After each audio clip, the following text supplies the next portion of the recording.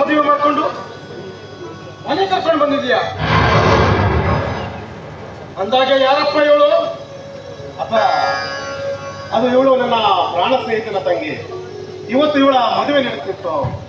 ಏನೋ ಒಂದು ಎಡವಟ್ಟಾಗಿ ಮದುಮಗ ಹಸೆಮಣಿಯಿಂದ ಎದ್ದು ಹೋದ ಕಾರಣ ನಾನು ಮದುವೆ ಆಗ್ಬೇಕಾದ ಪ್ರಸಂಗ ಬಂತಪ್ಪ. ಅದಕ್ಕೆ ದೊಡ್ಡ ಗರಂದಾರಿ ಕೆಲಸ ಮಾಡ್ಕೊಂಡು ಈಕೆ ನಮ್ಮ ಮನೆ ಕರ್ಕೊಂಡು ಬಂದಿದ್ಯಾ? ಏ, ಸುಳ್ಳು ಹೇಳ್ಬೇಡವೋ, ಸುಳ್ಳು ಹೇಳ್ಬೇಡ. ಪ್ರತಿದಿನ ಸುಳ್ಳು ಹೇಳಿ ಹೇಳಿ ನನಗೆ ಸಾಕಾಗಿ ಹೋಗಿದೆ. ಮತ್ತೆ ಇವಳ ವಿಷಯದಲ್ಲಿ ನನ್ನ ಹತ್ರ ಸುಳ್ಳು ಹೇಳ್ಬೇಡ. ಅದು ನಮ್ಮ ಮುಟ್ಟಾಳ ನಾನಲ್ವೋ, ನಮ್ಮ ಮುಟ್ಟಾಳ ನಾನಲ್ಲ. ಅಪ್ಪ, ಯಾರಿಗೆ ಬೇಕಾಗಿದ್ದಪ್ಪ ನಿನ್ನ ನಂಬಿಕೆ? ನೋಡು, ಇವತ್ತು ಶಾರದಾ ಕಲ್ಯಾಣ ಮಂಟಪದಲ್ಲಿ ತನ್ನ ತಂಗಿಯ ಮದುವೆ ನಿಂತು ಹೋಯ್ತಲ್ಲ ಅಂತ ನನ್ನ ಪ್ರಾಣ ಸ್ನೇಹಿತ ಆತ್ಮಹತ್ಯೆ ಮಾಡಿಕೊಳ್ಳಲು ಹೊರಟ. ಅದನ್ನ ತಪ್ಪಿಸಿದ್ದಕ್ಕೋಸ್ಕರ ಇವಳನ್ನ ಮದುವೆಯಾಗಿ ಅವನ ಪ್ರಾಣ ಕಾಪಾಡಬೇಕಾದ ಪ್ರಸಂಗ ಬಂತು. ಅದಕ್ಕೆ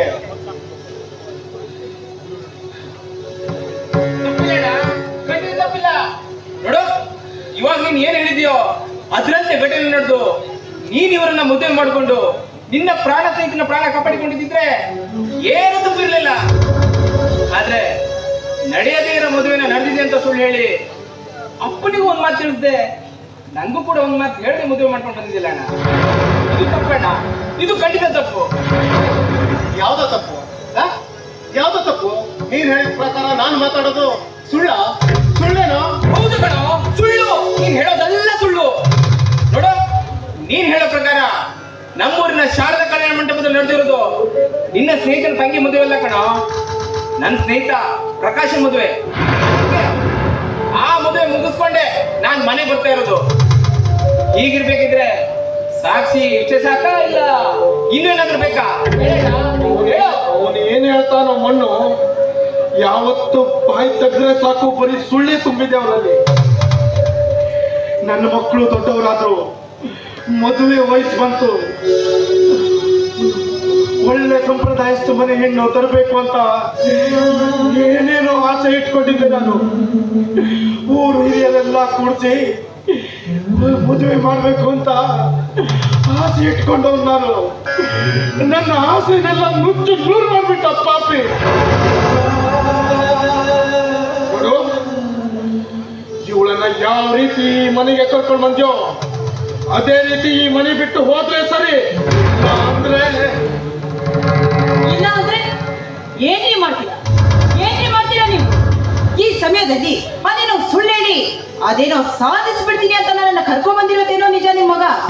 ಆದ್ರೆ ನನ್ನ ಕೊಳಿಗೆ ತಾಳಿ ಕಟ್ಟಿರೋದು ಮಾತ್ರ ನಿಜ. ಅದಕ್ಕೆ ಸಾಕ್ಷಿ ಬೇಕಾ? ನೋಡಿ ಇಲ್ಲಿ.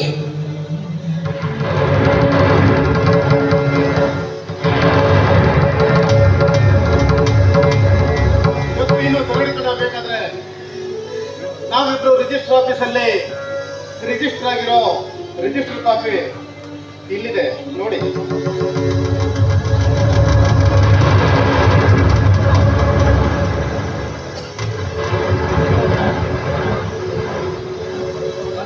ನಾನು ನಿಮ್ಮ ಮಗನ ಮದುವೆಯಾಗಿದ್ದೀನಿ.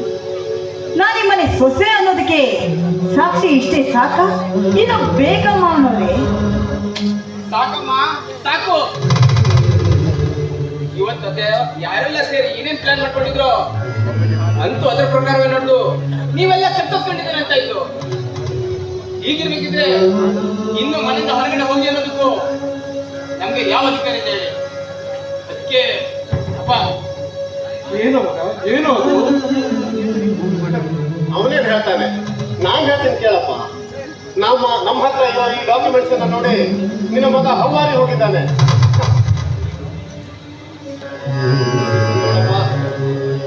ಸಾಗರಿನ ನಾನು ಮದುವೆ ಮಾಡಿಕೊಂಡು ಈ ಮನೆ ಕರ್ಕೊಂಡು ಬಂದಿದ್ದೀನಿ. ನೀವು ಅವಳನ್ನ ಈ ಮನೆಯ ಸೊಸೆ ಅಂತ ಒಪ್ಕೊಂಡು ಅವಳಿಗೆ ಈ ಮನೆಯಲ್ಲಿ ಸಿಗಬೇಕಾದ ಗೌರವ ಸಿಗಬೇಕು. ಮುಂದೆ ಏನು ಮಾಡ್ಬೇಕು?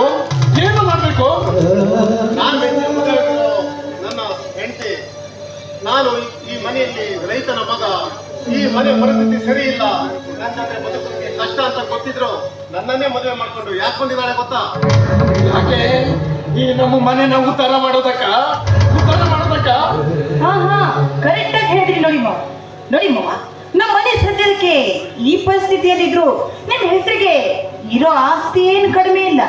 ಅದರಲ್ಲಿ ಒಂದು 10 ಎಕರೆ ಮಾರ್ಬಿಟ್ವಿ ಅಂದ್ರೆ ನಾವು ಈ ಊರಿನಲ್ಲಿ ದೊಡ್ಡ ಬಂಗ್ಲೆ ಕಟ್ಕೊಂಡು ಕೈಗೊಂದಾಳು ಕಾಲ್ಗೊಂದಾಳು ಇಟ್ಕೊಂಡು ಆರಾಮಾಗಿರ್ಬೋದು ಮಾವ. ಏನ್ರಿ ನೀವು ಅಲ್ಲ, ನಮ್ಮ ಅಣ್ಣನ ಮದುವೆ ಮಾಡ್ಕೊಂಡು ಬಂದು 1 ಗಂಟೆ ಕೂಡ ಕಳೆದಿಲ್ಲ, ಆಗ್ಲೇ ನಮ್ಮ ಅಪ್ಪನ ಮುಂದೆ ನಿಂತು ನಮ್ಮ ಜಮೀನಿನ ಮಾರ್ಕೆ ಸೊಲ್ಯೂಷನ್ ಕೊಡ್ತಾ ಇದ್ದೀರಲ್ಲ, ಎಷ್ಟು ಧೈರ್ಯ ಇದೆ ನಿಮ್ಗೆ? ಎಷ್ಟು ಧೈರ್ಯ ಅಂತೀರಿ?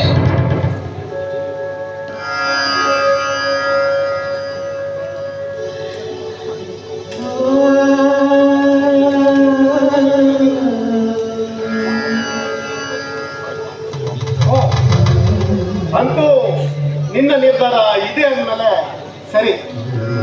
ಹಾ ಅಪ್ಪ, ನಿನ್ನ ನಿರ್ಧಾರನೂ ಹೇಳ್ಬಿಡಪ್ಪ. ನನ್ನ ನಿರ್ಧಾರನೂ ಅಷ್ಟೇ. ನನ್ನ ಪ್ರಾಣ ಹೋದ್ರು ತಲತಲಾಂತರದಿಂದ ಬಂದ ಈ ಭೂತಾಯಿನ ಅನ್ನ ಕೊಡೋ ಭೂತಾಯಿನ ಮಾಡೋದಕ್ಕೆ ನಾನು ಒಪ್ಪುದಿಲ್ಲ ಅಷ್ಟೇ. ನಿಮ್ಮನ ನಿರ್ಧಾರನೂ ಇದೆ ಅಂದ್ಮೇಲೆ ನಂದು ಒಂದು ನಿರ್ಧಾರ ಇದೆಯಪ್ಪ. ನೋಡಿ, ಈಗಾಗಲೇ ಸಿಟಿಗೆ ಹಾಕಿ ನಿಮ್ಮ ಹೆಸರಲ್ಲಿ ಒಂದು 20 ಎಕರೆ ಜಾಗ ಇರ್ಬೇಕಲ್ವಾ? ಅದಕ್ಕೆ ಏನೀಗ ಏನು? ಅದನ್ನ ಈ ನಿನ್ನ ಮಗ ಪ್ರೀತಮರ ಹೆಸರಿಗೆ ಎಷ್ಟು ಬರಬೇಕು ಅಷ್ಟನ್ನ ಬರೆದು ಬಾಕಿ ಉಳಿದಿರೋದನ್ನ ಈಗೀಗಲೇ ನನ್ನ ಹೆಸರಿಗೆ ಟ್ರಾನ್ಸ್ಫರ್ ಮಾಡಬೇಕು.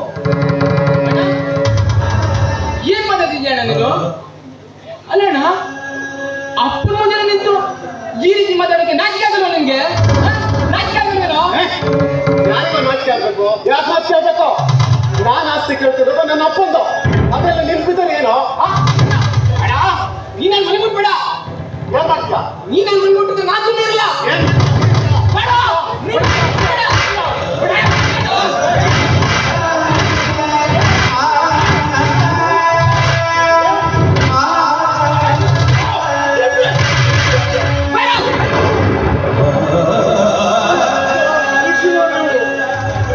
ನಿಮ್ದು ಒಂದು ಜನ್ಮನೇನೋ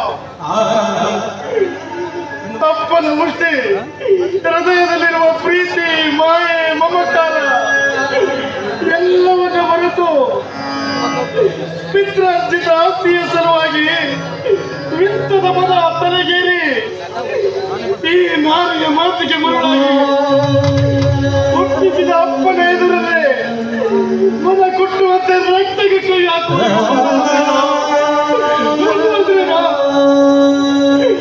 ನಾನಿದ್ದಾಗೆ ನಮ್ಗೆ ಆಸ್ತಿ ಸಿಕ್ಕಿದ್ರೆ ಏನಾಯ್ತು ಮಗ? ನನ್ನ ದುಡ್ಡು ಬಿಟ್ಟು ನಿಮ್ಮ ಆಸ್ತಿ ವಿಚಾರ ಗಲಾಟೆ ಮುಗಿದೋಗುತ್ತೆ.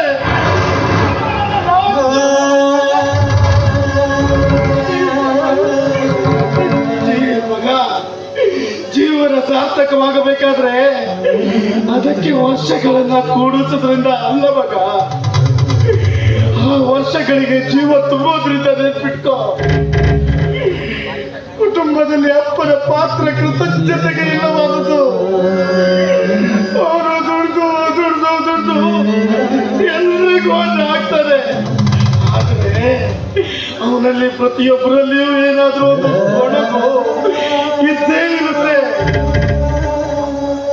ಶಬಾಷ್ ಶಬಾಷ್ ಮಗ, ಆಸ್ತಿಗಾಗಿ ಹೊಡೆದಾಟ ಈ ರಾಮಣ್ಣನ ಮನೆಯಲ್ಲಿ, ಹಸ್ತಿನಾವತಿಯಲ್ಲಿ ಆಸ್ತಿ ಎಂಬ ಒಂದು ಮಸ್ತಕ್ಕೇರಿ ಅಸ್ತಿತ್ವ ಸ್ಥಾಪಿಸಲು ಹೋರಾಡಿ ಕೊನೆಗೆ ಅಸ್ಥಿಯೂ ಸಿಗದ ರೀತಿಯಲ್ಲಿ ಸತ್ತು ಪುಸ್ತಕ ಸೇರಿದ ಕಥೆಗಳು ಕೇವಲ ಓದಿದರೆ ಸಾಲ ಮಗ, ಆಚರಣೆಯಲ್ಲಿ ರೂಢಿಸ್ಕೊಳ್ಬೇಕು.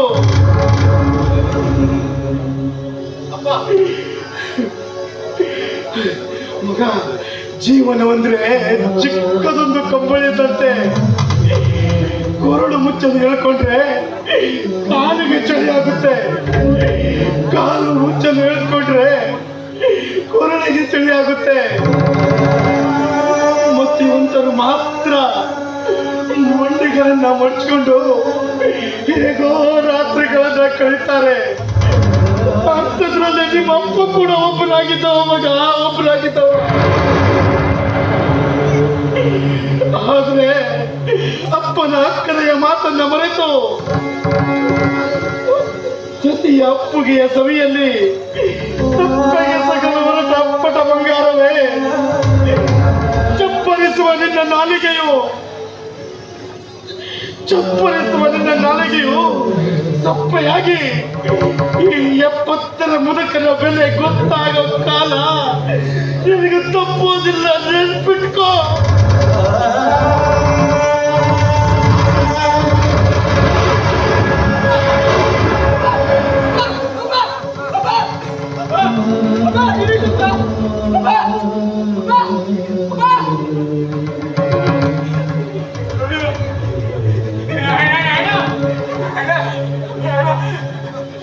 ಅಪ್ಪನಿಗೆ ಬಿಟ್ಟಿದ್ದ ಕಣ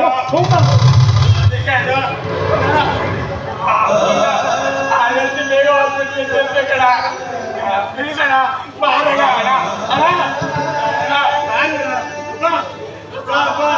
ರೀ, ನೋಡಿ ಹೇಗಿದ್ರು ನಾವು ಇವರ ಆಸ್ತಿಯನ್ನು ಹಿಡಿಬೇಕು ಅಂತ ಮಾತಾಡ್ತೀವಿ. ಈಗ ಸರಿಯಾದ ಸಮಯ ನೋಡಿ, ಆದಷ್ಟು ಬೇಗ ಸೈನ್ ಮಾಡಿಸ್ಕೊಬಿಡೋಣ.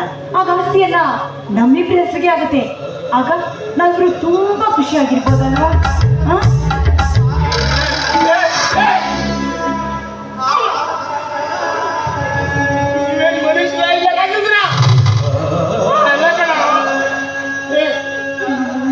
ಜನ್ಮ ಕೊಟ್ಟ ಅಪ್ಪ ಈ ಸಾವು ಬದುಕಿನ ನಡುವೆ ಹೋರಾಡ್ತಿದ್ರೆ ನಿಮಗೆ ಆಸ್ತಿಯನ್ನು ಅನುಭವಿಸಬೇಕಾಗತ್ತ.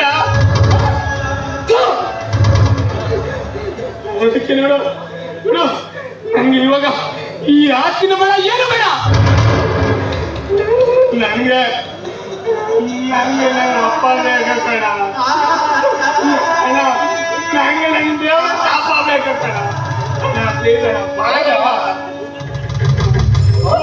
ಹೌದು ಕಣ, ಹೌದು. ಬೇಕಿದ್ರೆ ಅಪ್ಪನ ಆಸ್ತಿಲಿ ನಿನ್ ಪಾಲಿಗೆ ಎಷ್ಟು ಬರುತ್ತೋ ಅದ್ರ ಜೊತೆಗೆ ನನ್ನ ಆಸ್ತಿನ ನೀನ್ ಇಟ್ಕೊಂಡು ಏನಾದ್ರೂ ಮಾಡ್ಕೋ. ಅಣ್ಣ ಈ ಸಮಯದಲ್ಲಿ ಅಪ್ಪನ ಉಟ್ಕೊಳಕ್ಕೆ ಹೆಲ್ಪ್ ಮಾಡೋಣ, ಬಾರಣ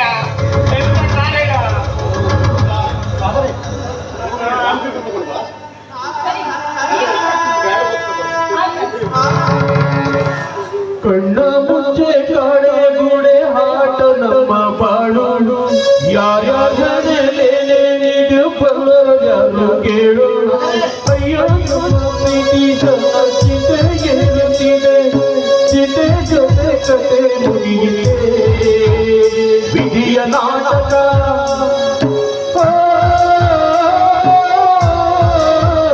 ವಿಧಿಯ ನಾಟಕ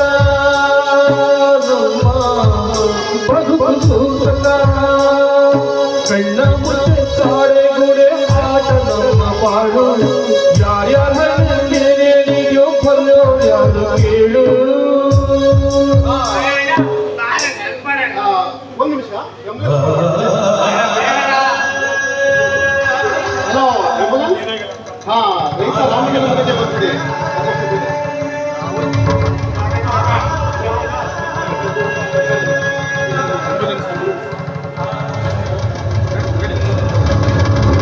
ವಿಧಿಯ ನಾಟಕ ನಮ್ಮ ಬದುಕು ಸೂತಕ. ಕಣ್ಣ ಮುಚ್ಚೆ ಕಾಡೆ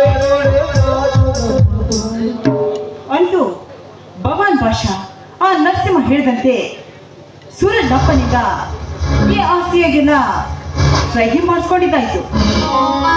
ಇನ್ನು ಮುಂದೆ ಹೇಗೆ ನನ್ನ ನಾಟಕ ಅಂತ ಸಾಧ್ಯವೇ ಇಲ್ಲ. ಮುಂದೆ ಮುಂದೆ ಮುಂದೆ ನಿಮ್ಗೆ ಗೊತ್ತಾಗತ್ತಲ್ಲ.